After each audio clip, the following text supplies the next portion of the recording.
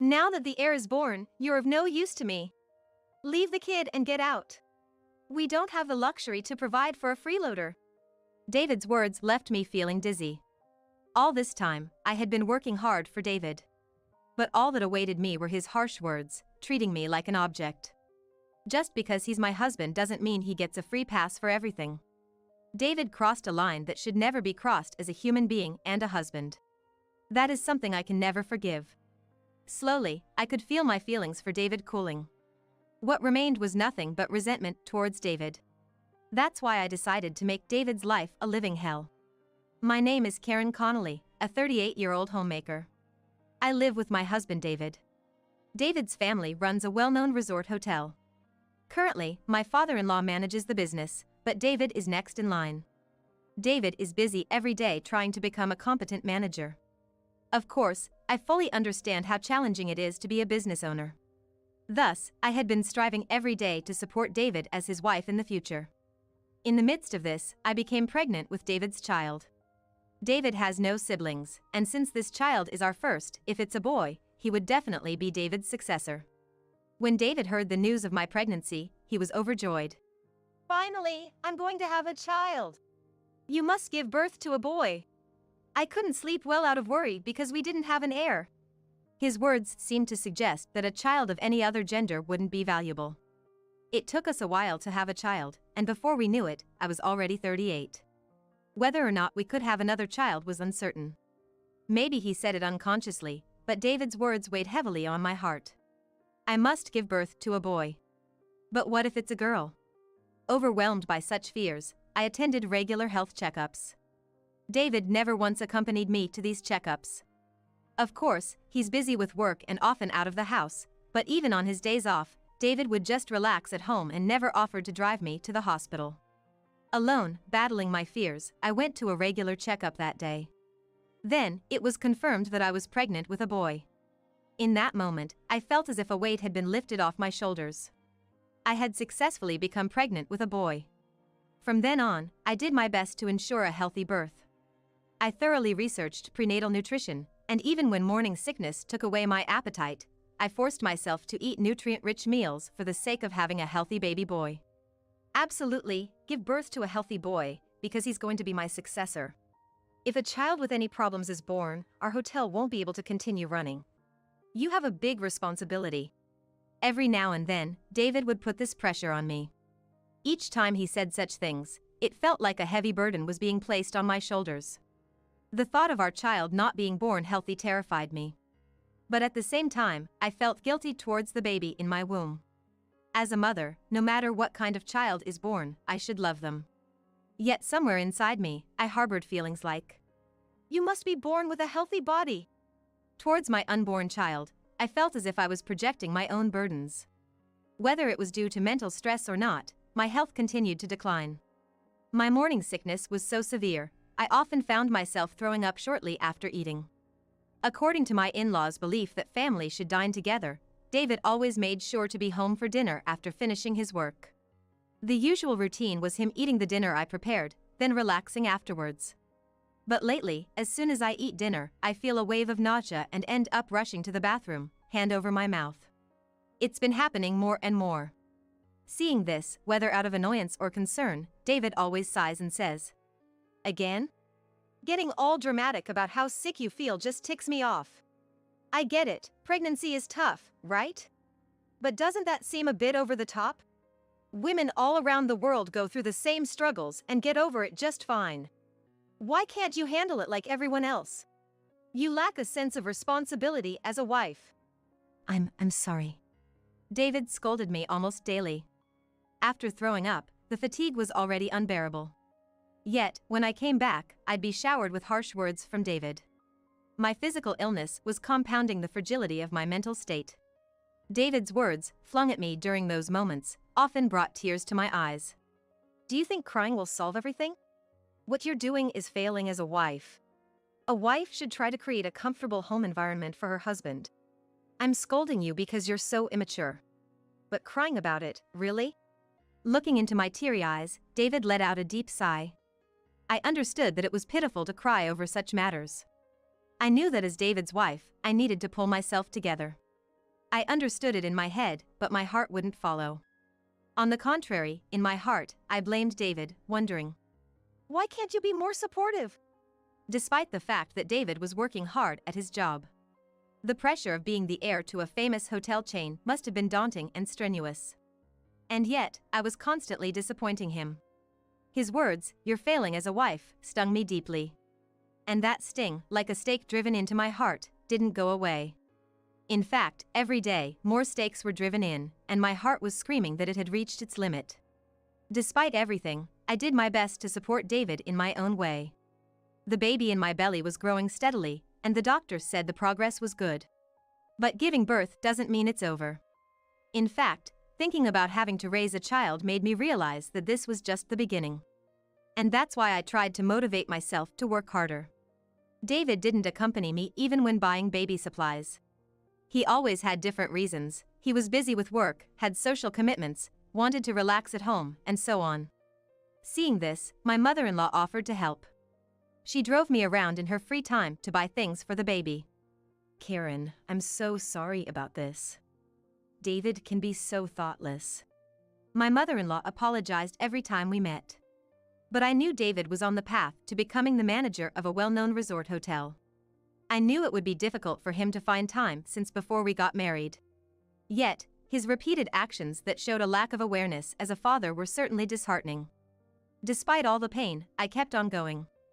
Finally, my labor pains began and I was admitted to the hospital. However, even during my hospital stay, David didn't visit me at all. I'm sorry you're feeling lonely. I told him to take a break from work and spend some time with you, but it seems he can only think about work. My father-in-law said apologetically.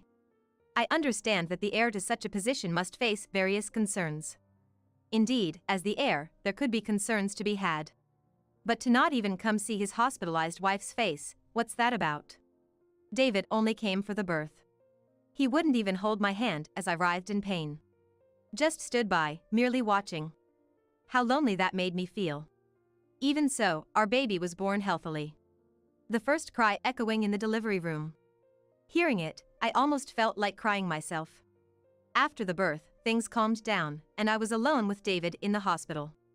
Since it was the first time in a while we were face to face, I was thinking about what to talk about when David said, "I have something to tell you." As I cocked my head, wondering what it could be, David began to speak. And then he said something outrageous. "Now that the heir is born, you're of no use to me. Leave the kid and get out. We don't have the luxury to provide for a freeloader." I felt dizzy at David's words. Of no use? Leave the kid and get out? Freeloader? What is David saying? I've been trying so hard for David's sake. I felt like something I had been holding onto for years was slowly slipping away. It was my love for David. Seeing him smiling smugly after betraying me so cruelly, anger began to well up within me. I won't feel satisfied until I thoroughly bring David down. I will do everything I can to make sure of it. With that resolve, I decided to take action. If that's the case, fine. On the day of discharge, I'll leave the kid and go, okay? I asked with a smile. David widened his eyes, perhaps not expecting me to agree so readily. Of course, I wasn't just saying those words for the sake of it. I truly believed it would be okay to do so.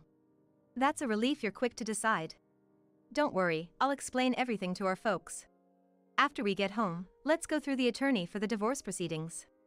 David, who initially seemed surprised, realized I was serious, breathed a sigh of relief, and said that with a smile. Of course, I didn't say that without a plan. Rather, I was convinced that by doing this, I could surely give David a nightmare. David didn't come to see me at all until the day of my discharge. He didn't even participate in the workshops planned by the hospital. While I had expected as much, I couldn't help but smile at his thoughtlessness. David really doesn't think things through. After a while, the day of my discharge finally arrived. I came back home carrying the baby.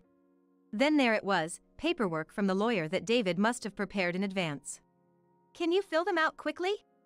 Don't tell me you've changed your mind. I'm all set to get a divorce. I won't say anything like that. I put the baby to sleep, feeling irked by David's words, and quickly filled out the paperwork. David had already filled in the parts he needed to, so the papers were soon completed. Well then, goodbye. Thank you for everything, I said. Then, I returned to my room, took only the bare minimum of my belongings, and left the house. Then, I decided to stay at my parents' house for a while. Seeing me arrive with nothing but the clothes on my back, my parents were worried. But as I explained that I had my own reasons for everything, they said nothing and served me a warm meal. After spending a pleasant time with my parents, the night grew late and I decided to go to bed. Being quite tired, I was able to fall into a deep sleep immediately. But a few hours later, I was jolted awake by the shrill sound of my smartphone. Rubbing the sleep out of my eyes and checking my phone, it showed more than 30 missed calls from David. There were also numerous messages pleading me to answer the phone, making it apparent that he was in a dire situation. David seemed more cornered than I thought. I almost laughed in satisfaction, but held it in.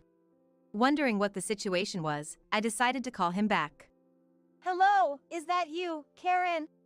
It's Karen, right? Please, help me with the baby. David began explaining the current state of affairs. After I left, David had tried to take care of the baby himself, gathering whatever information he could. But parenting isn't something you can just wing with knowledge alone. Plus, our baby was just born. It was undoubtedly demanding. David, who had never shown any interest in housework or the baby except as a means to secure his heir, was clearly unfit to be a parent. As I expected, David started to lose his nerve almost immediately. Exhausted, he went to sleep only to be woken up by the baby's crying. Although he was aware of the concept of crying at night, the reality exceeded David's expectations. Even when he finally got the baby to sleep, the crying would soon start again, disturbing his sleep. David seemed at his wits' end, unable to get a break from the relentless responsibility. Please, come back home now. I didn't know it was this tough. I realized I can't do it without you. I'll forget about the divorce. Come back home now? Forget about the divorce? That's ridiculous. It's not to my benefit at all.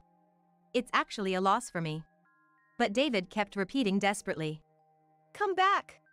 I can't do it without you. If I still had feelings for the old David, I would have probably responded to these pleas. But I didn't give a damn about David now. I had no intention of reaching out to him. Sorry, but you need to give up. We just can't be together, no matter what. We're divorced, we're no longer a couple. I'm already being nice by answering your calls. Really, I couldn't care less. I was sure that no matter what he proposed, I would never consider going back to David. But David kept desperately trying to hold on to me. Despite the fact that he hadn't done anything for me when I was having a tough pregnancy.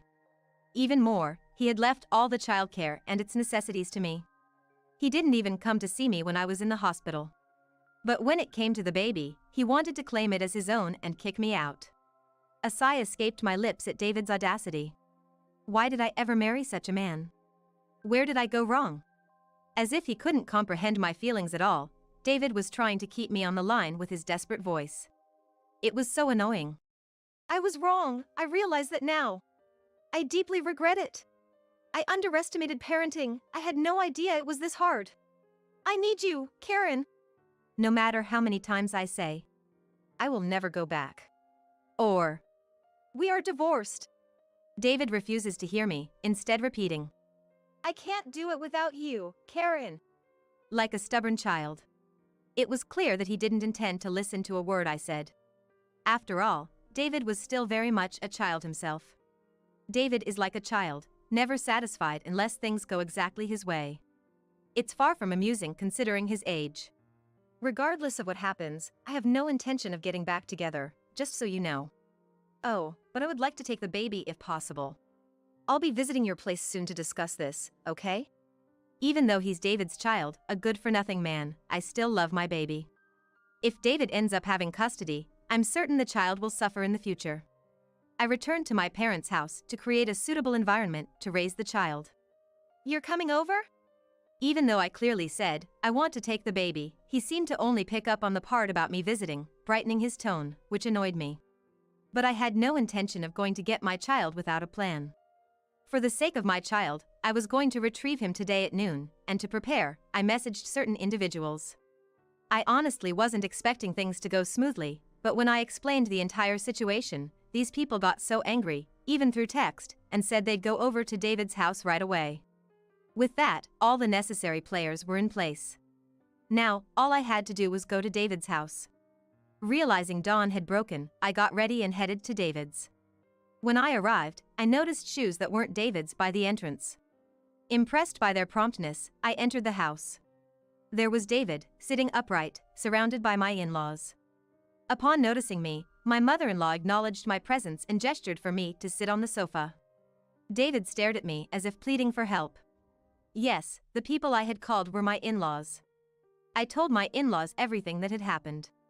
My in-laws were absolutely furious at David's actions. As soon as they hung up the phone, they rushed over to David's, saying, "We won't rest until we've given him a good talking to."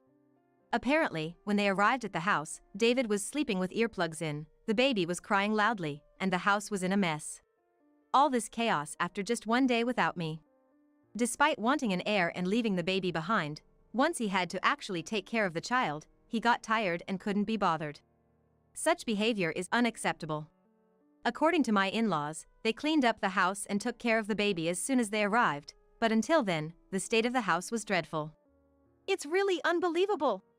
He can't live properly on his own, yet he treated Karen, who supported him all this time, so poorly and ended up kicking her out of the house. My father-in-law sighed at David's inexcusably outrageous behavior. What David did is beyond forgiveness. If he was going to kick me out, he should at least be capable of handling the basic necessities of life on his own. But until the very end, he was dependent on me, and he kicked me out without a word of thanks. I'm truly sorry for what my son has done. I can't apologize enough to you, Karen. I will make sure David reflects on his actions, so please, find it in your heart to forgive him. With that, my mother-in-law glared at David. David reacted with a display of annoyance, exclaiming, "Come on, Mom!" Seeing David quietly submit in front of his parents, I couldn't help but chuckle. He was meek as a lamb. A stark contrast to the bullying attitude he had when it was just the two of us, and his repeated disrespectful remarks. Enough! Apologize to Karen now.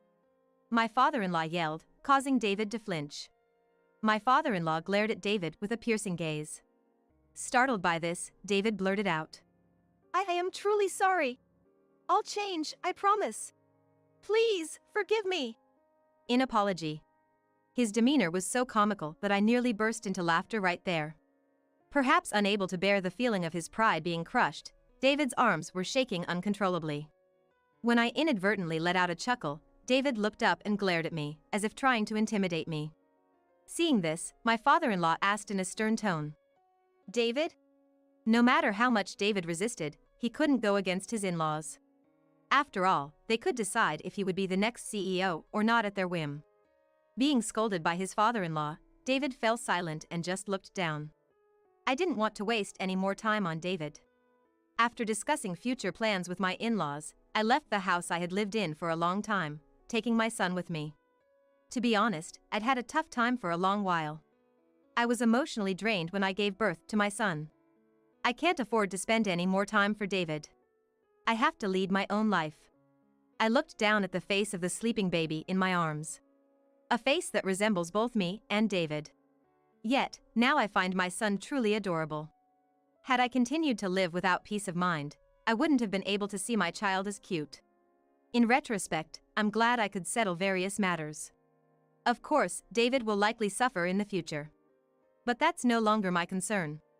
Subsequently, on the advice of my in-laws, I decided to demand alimony as a childcare from David. Initially, David was reluctant to pay the alimony, but under pressure from his in-laws, he reluctantly agreed. However, the condition was that his in-laws wouldn't help him out with the alimony payment. Most of the money David has is financial aid from his in-laws.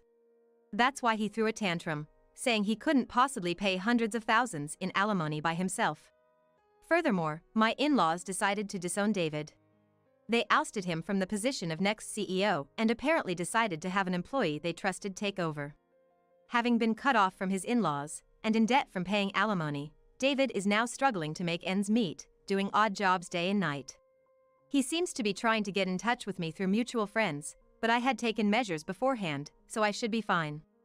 I later found a new house while raising my son at my parents' home. Luckily, it didn't take long to find a good house, so we moved in not long after and are now living just the two of us. I am currently working while sending my son to daycare, earning a living.